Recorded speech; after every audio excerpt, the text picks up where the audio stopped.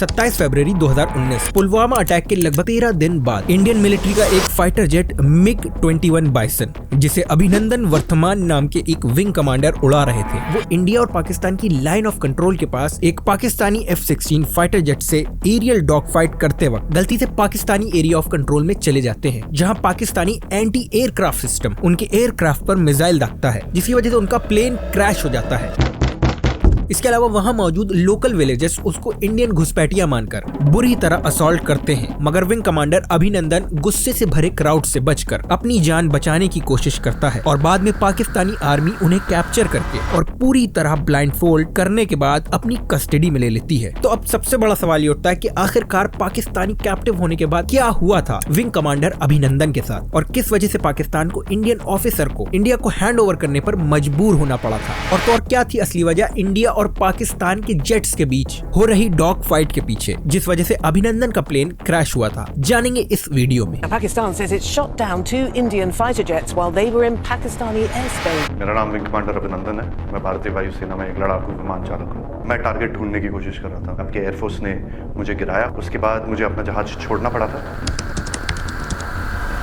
तो इस घटना की शुरुआत होती है 14 फरवरी 2019 को जम्मू एंड कश्मीर में मौजूद पुलवामा नाम की डिस्ट्रिक्ट में, जब एक सुसाइड बॉम्बर 300 किलो एक्सप्लोजिव से भरी कार को सीआरपीएफ की कॉन्वॉय से रैम्प्ड कर देता है, जिसके बाद Jammu and Kashmir national highway पर इतना बड़ा एक्सप्लोजन होता है जिसमें 40 के करीब सीआरपीएफ जवानों को अपनी जान गंवानी पड़ती है। पुलवामा में हुआ ये अटैक न सिर्फ 30 सालों में अब तक का सबसे डेडली अटैक था, बल्कि इस अटैक के बाद इंटेलिजेंस एजेंसी और सरकार दोनों की क्रेडिबिलिटी पर कई सवाल खड़े होने लगते हैं कि आखिरकार 300 किलो जितनी बड़ी क्वांटिटी में एक्सप्लोजिव देश के अंदर कैसे आ जाता है और किसी को कुछ पता तक नहीं लगता। इसके अलावा इस घटना के बाद Pakistani based militant group Jaish-e-Mohammed इस अटैक की रिस्पॉन्सिबिलिटी लेता है और न सिर्फ पूरे देश भर में बल्कि पूरी दुनिया में इस अटैक के खिलाफ आउटरीच देखने को मिलता है, और USA, Russia, France, Saudi Arabia और तो और बांग्लादेश जैसी कंट्रीज भी पुलवामा में हुए अटैक निंदा करते हुए इंडिया का सपोर्ट करती है। इस घटना के 12 दिन बाद लगभग 26 फरवरी 2019 को इंडियन गवर्नमेंट इस अटैक की जवाबी कार्रवाई करते हुए पाकिस्तान में मौजूद जैश-ए-मोहम्मद के कैंप पर एयर स्ट्राइक करने का फैसला करती है, जिसमें इंडियन एयरफोर्स के फाइटर जेट्स पाकिस्तान के बालाकोट एरिया में एयर स्ट्राइक करते हैं और इस अटैक को बालाकोट एयर स्ट्राइक के नाम दिया जाता है। इस जवाबी एयर स्ट्राइक के 2 नतीजे सामने आते हैं, जहां एक तरफ इंडियन गवर्नमेंट ये क्लेम करती है कि इस अटैक में जैश-ए-मोहम्मद के बेस को पूरी तरह से तबाह कर दिया गया और उसमें कई मिलिटेंट्स मारे भी गए हैं। वहीं दूसरी तरफ पाकिस्तानी गवर्नमेंट किसी भी कैजुअलिटी को डिनाई करती है और ये बताती है कि इस एयर स्ट्राइक में सभी मिसाइल्स ओपन फील्ड में गिरी थी, जिसकी वजह से कोई भी जान माल का नुकसान ही नहीं हुआ।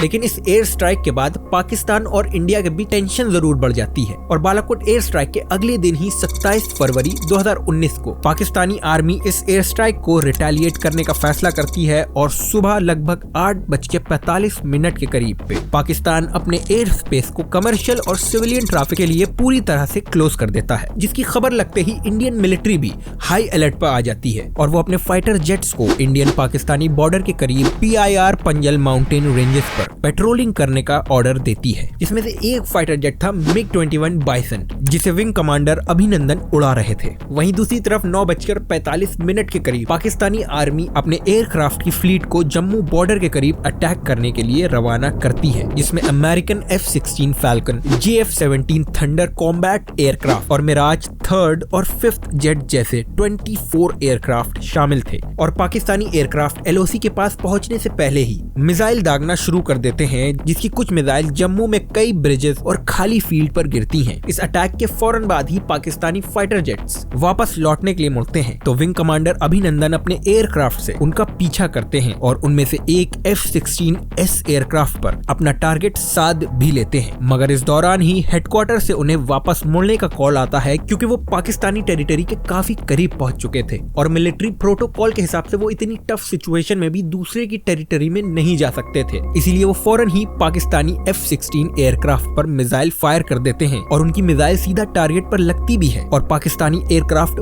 पूरी तरह से डिस्ट्रॉय हो जाता है, जिसकी वजह से उसके पायलट को इमरजेंसी इजेक्ट करना पड़ता है। लेकिन इसके बाद जल्दी से उन्हें अपने जेट को अपवर्ड डायरेक्शन की तरफ मोड़ना पड़ता है ताकि वो पाकिस्तानी टेरिटरी में एंटर न हो जाए, मगर क्योंकि उनकी पोजीशन पाकिस्तानी टेरिटरी से सिर्फ 11 से 12 किलोमीटर ही दूर थी और साथ ही उनका जेट 15 किलोमीटर पर मिनट की स्पीड से उड़ रहा था। जी हाँ, 15 किलोमीटर, वो भी सिर्फ 1 मिनट में। इसलिए इतनी तेज रफ्तार की वजह से और अपने एयरक्राफ्ट का डायरेक्शन चेंज करने के बाद भी वो अपने जेट मोड़ने में नाकाम रहते हैं और वो पाकिस्तानी टेरिटरी में एंटर कर जाते हैं, जिसकी वजह से पाकिस्तानी टेरिटरी में मौजूद एंटी स्पेसक्राफ्ट मिसाइल फौरन ही अपनी टेरिटरी में एक इंडियन एयरक्राफ्ट को देखकर उस पर मिसाइल दागना शुरू कर देती है, जिसमें से एक मिसाइल विंग कमांडर अभिनंदन के मिग फाइटर जेट पर जाकर लगती है और उन्हें अपनी जान बचाने के लिए इमरजेंसी इजेक्ट करना पड़ता है और उनका पैराशूट पाकिस्तानी टेरिटरी में मौजूद एक गांव में लैंड करता है, जहां मौजूद विलेजर्स उन्हें इंडियन घुसपैठिया समझकर उसकी तरफ दौड़ते हुए आते हैं और विंग कमांडर अभिनंदन पर हमला करने की कोशिश करते हैं। वहीं अपनी जान बचाने के लिए वो फौरन ही पास में मौजूद एक रिवर स्ट्रीम पर की तरफ बढ़ जाते हैं, पर गांव वालों की संख्या काफी ज्यादा थी और अभिनंदन ये जानते थे कि उनका बचना वहां से काफी ज्यादा मुश्किल है, इसीलिए वो अपने पास मौजूद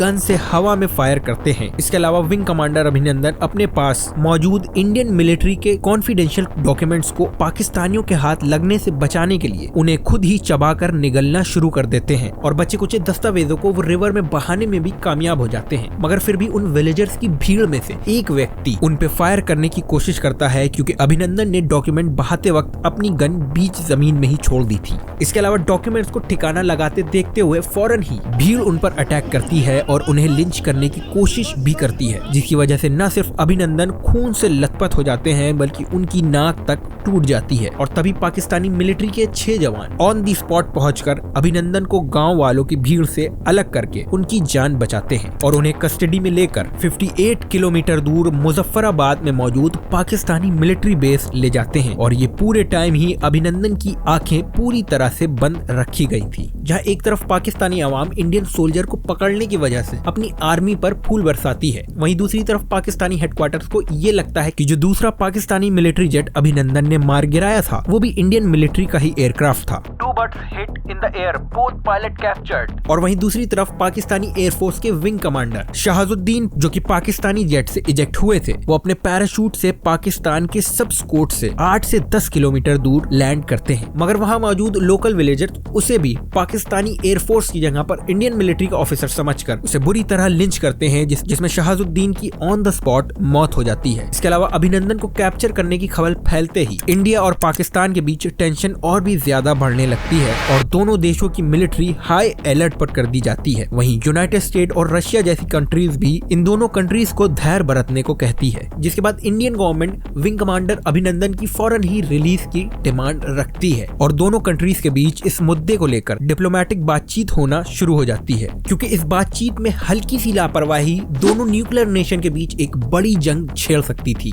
इसके अलावा लास्ट टाइम पाकिस्तानी फोर्सेस ने किसी इंडियन सोल्जर को कैप्चर किया था, वो भी कारगिल वॉर के पीरियड का टाइम था, इसीलिए काफी कोशिशों के बाद 28 फरवरी 2019 farmer Pakistani prime minister Imran Khan gesture of peace की वजह से अभिनंदन को रिलीज करने की अनाउंसमेंट करते हैं। हिंदुस्तान का पायलट हमने पकड़ा हुआ है, हम एज ए पीस जेस्चर हम उसको कल रिहा करने लगे हैं हिंदुस्तान को। और 1 मार्च 2019 को आर्टिकल 3 ऑफ जेनेवा कन्वेंशन के अंडर विंग कमांडर अभिनंदन को वाघा और अट्टारी बॉर्डर से इंडियन अथॉरिटी को हैंडओवर कर दिया जाता है। कमांडर अभिनंदन पाकिस्तान की सीमा से बाहर निकलकर हिंदुस्तान की तरफ आगे बढ़ रहे हैं, जिसके बाद जाकर ही विंग कमांडर अभिनंदन अपने देश लौट पाते हैं। तो फिलहाल के लिए बस इतना ही। अगर आपको ये वीडियो पसंद आई हो तो वीडियो को लाइक, चैनल को सब्सक्राइब और बेल आइकन दबाना बिल्कुल भी ना भूलिएगा।